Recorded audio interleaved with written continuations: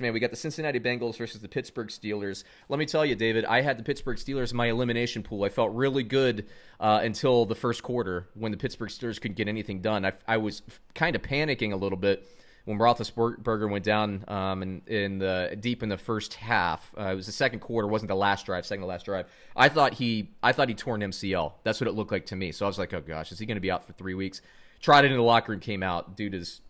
As I was texting my friend, I said if it was Jay Cutler, he'd be on a flight to Malibu by now. But Ben Roethlisberger finishes the game, so kudos to him. Cincinnati coming off a bye week. I don't love that for Pittsburgh. I do like that Pittsburgh's playing at home. They always play well there. Cincinnati, as we saw them kind of handle Tennessee the previous week, they can score. They're not reliant on the run, which if you're reliant on the run, that hurts you more if you play Pittsburgh, in my opinion. Now, Burrow's going to throw interceptions. Pittsburgh might score, but I'm not just ignoring the Cincinnati Bengals. Let me get you with the fantasy football projections here. Joe Burrow, probably more of a sit super flex play, but not elsewhere, not there. Even though I think Cincinnati will score points, you can do better. If Mixon's back, I don't even know what his injury status is, David. You probably know more than me. Is Mixon going to play? He's going to be back. I believe he's going to be back this week. I hate that. I have a good projection on him, but I hate it against the Steelers. But I guess I play him. Boyd definitely play. T. Higgins I definitely play. I probably stay away from every other receiver on the Cincinnati Bengals. Roethlisberger I play. James Conner I think will bounce back this week. I'll play him. The two receivers I guess I'm playing Smith-Schuster and Claypool. Claypool led this team in targets. I think this is his first week where he led the team in targets for the Steelers. He's going to continue to emerge. I like Deontay Johnson, so I'd probably play him as well. Eric Ebron, I actually have one of my better projections on him this season, so he could get in the end zone as well. Take it away, David. Well, I'll just start with the disappointment. Where was James Conner? Yeah. I mean, this was the week. This was the smash week for James Conner, and we got 9 carries for 22 yards. Ouch. That's concerning. Yeah. You got to look at the bigger picture, though. I think he's absolutely, definitely a start against Cincinnati again.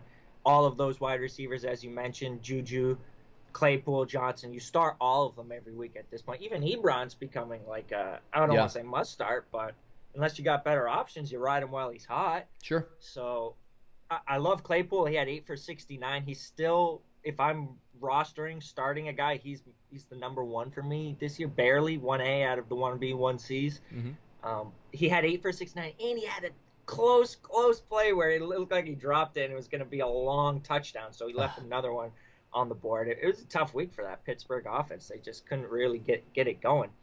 The Pittsburgh defense, though, they're still the Pittsburgh defense, but the past 2 weeks, the Ravens ran, I believe, 200 yards against them.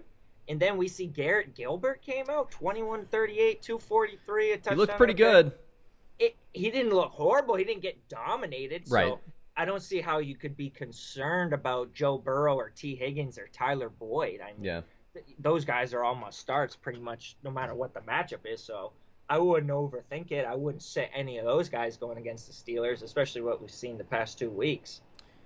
Yeah, and I'm looking at Boyd's projection. I actually have him projected very highly. He might be my daily fantasy kind of sleeper of the week because he's getting big budget points, but he's not going to be a big budget player, especially in this matchup.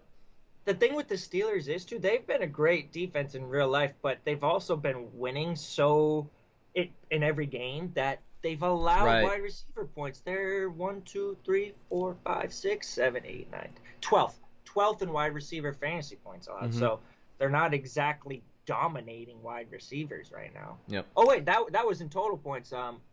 That's not even counting the teams who've played 9 games. They're even friendlier if you do it on a points per game basis. 1, 2, 3, 4, 5.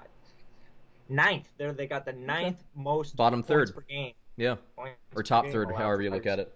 So I absolutely start T. Higgins and Tyler Boyd this week.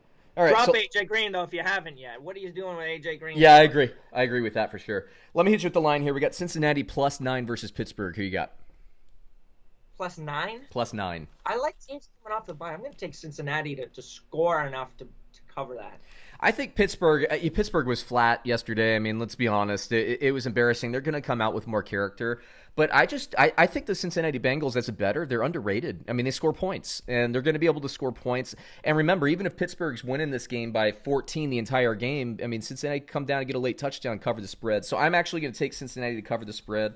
I say Steelers by 6. I don't think we'll get another game like the Dallas game. I think Cincinnati or like Pittsburgh, I don't think their fans are going to be stressing like with 5 minutes left in the fourth quarter. But at the same time, I see Cincinnati maybe getting a late cover here. So I'll take them. Next game on the list.